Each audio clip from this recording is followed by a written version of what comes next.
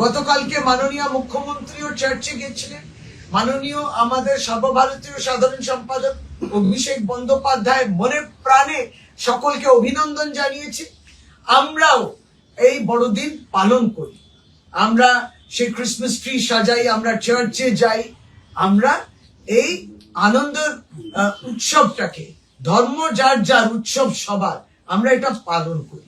আর আমরা কি দেখছি, ভারতীয় জনতা পার্টির রাজ্যগুলোতে যেখানে বড়দিন পালন করার চেষ্টা করছেন কিংবা সাজাচ্ছেন, ক্রিসমাস ট্রি সাজাচ্ছেন, সান্টা ক্লজ সাজাচ্ছেন, ভারতীয় জনতা পার্টি ওখানে তাদের স্লোগান দিয়ে সমস্ত গুলোকে নষ্ট করছে, তছনছ করছে।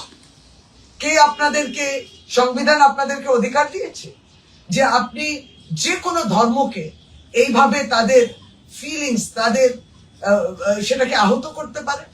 আপনি তার ধর্ম, তার বিশ্বাস, তার আস্থার জায়গায় যেখানে সেটা যার মধ্যে দিয়ে তারা সেটাকে পালন করে, সেটাকে আপনি ভাঙচুর করলেন। এটা কিন্তু দেশের জন্য বিপজ্জনক।